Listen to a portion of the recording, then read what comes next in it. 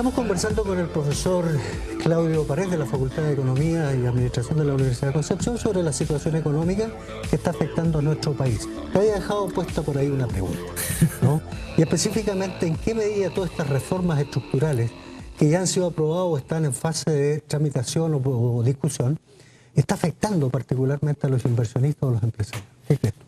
La verdad es que, como hablábamos recién, las crisis de confianza, el hacer negocios en cualquier nivel, depende mucho de la confianza. Si yo vengo a un programa de televisión, esto no es así, digamos, pero me ofreciste algún pago, alguna compensación, yo tengo que confiar en que ya una vez hecho el programa tú vas a cumplir con tu parte, digamos. Pero hay que dejar de manifiesto. Hay que dejar de manifiesto que eso no va a ocurrir, digamos. Ni se paga tampoco.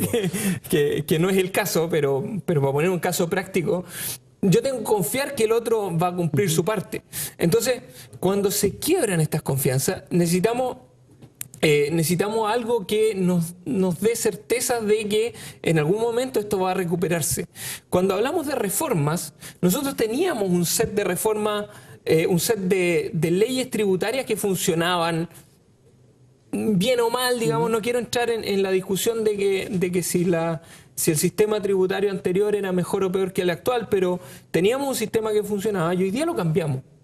Yo creo que el gobierno falló en alguna medida en que transmitió una idea, dijo que tenía ciertos objetivos, que quería mejorar, equilibrar la cancha respecto de la reforma tributaria, que iba a utilizar eso para una reforma educacional y que la forma en que se pagaban los impuestos iba a ser neutral. Entonces íbamos a apuntar hacia un mejor lugar con esta reforma. Pero ese problema de confianza, ese problema de credibilidad, ¿no crees tú que también responde un poco a que durante la fase de discusión no se llegó verdaderamente a tocar en su real magnitud y expectativa, digamos, todo el tema, digamos, atingente a esa reforma?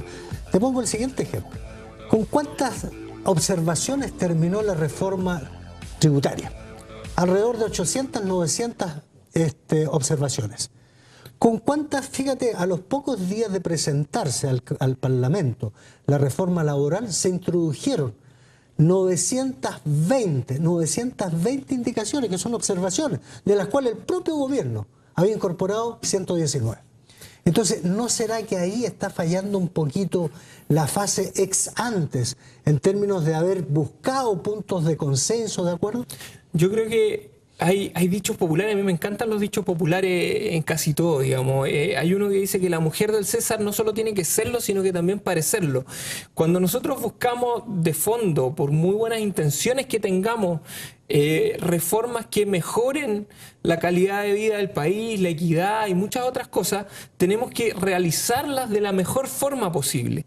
Si nosotros, por muy buenas intenciones que tengamos, si yo te digo, te invito a un asado, pero resulta que no compro la carne, o espero que tú traigas algo, resulta que el asado va a ser un desastre. Cuando yo quiero hacer una reforma, tengo que estudiar bien, tengo que conversar bien, tengo que sentarme con los actores involucrados, decirle, mira, yo quiero hacer esto, pero necesito tu opinión y tus reacciones, porque si yo llego y lo impongo y paso la máquina de alto tonelaje que usted quiera, no quiero meterme en esa polémica, sin conversar, por supuesto que la reforma va a tener problemas, porque hoy día ya hay algunos que están hablando de reformar la reforma tributaria, entonces sí, ya va a parecer chacota la correcto, pero antes de eso, a raíz de lo que tú dices, es cierto, es importante el diálogo, la conversación, las discusiones previas, etcétera. Pero también es importante la comunicación. Fíjate que leí hace poco, me imagino que tú lo leíste, una declaración que hace el ministro de Hacienda, recién nombrado. Hace una entrevista y dice por ahí, deja traslucir dos cosas. Normalmente las reformas, dijo, dan un lugar un poquito a una suerte de ansiedad. Pero al mismo tiempo hago un llamado para que los empresarios, dice, no vean fantasmas cuando no lo hay. Eso, obviamente, en un escenario de incertidumbre, en un escenario de desconfianza, genera una hipersensibilidad. Y esto, obviamente, trajo aparejado reacciones de parte del empresario. Entonces, la pregunta es, a raíz de lo que planteó el ministro, ¿estamos enfrente verdaderamente a un problema de fantasma o son situaciones que pueden tener de alguna manera cierto grado de realismo. ¿Estamos hablando de fantasmas o cosas reales? Lo que pasa cuando uno escucha un ruido en la noche, el ruido lo escuchó.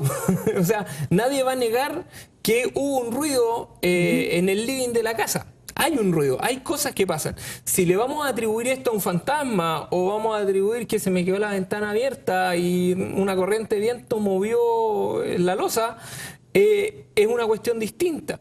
Lo que hemos tenido, y de hecho una de las grandes discusiones que tenemos hoy día, es si qué parte de la desaceleración económica viene de los factores externos que hablamos antes y qué parte viene de los factores internos. Entonces, hay cosas que están sucediendo, tenemos una actividad desacelerada y yo creo que por cuestiones ideológicas algunos plantean que esto ha sido todo culpa de la reforma tributaria y por supuesto que del otro lado todos dicen que todo esto es culpa de los factores externos. Pero retomo el mismo ejemplo que diste tú, que entran, sentiste ruido en la noche, te levantas y te encuentras con el delincuente.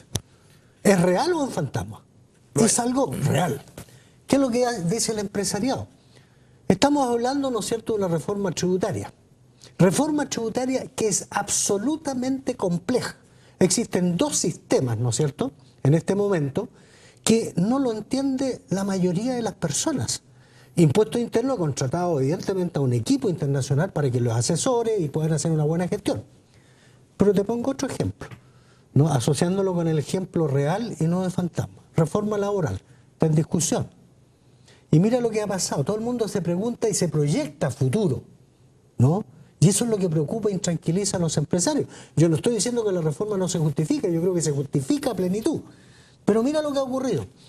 ¿Cuál es lo que está planteando el empresariado? Hay un punto que es neurálgico, la eliminación de la posibilidad de en huelga contratar gente. Entonces todo el mundo dice que sí, que no, etc. Pero hay en este momento hechos reales. Mira lo que pasó con el transporte de valores, Brinks, Prosegur, en huelga. Mira lo que está pasando en la aduana, son hechos reales. Mira lo que ha pasado, las pérdidas que ha significado para el país, las pérdidas que ha significado para los exportadores. Entonces, ¿cómo poder conciliar estas dos cosas?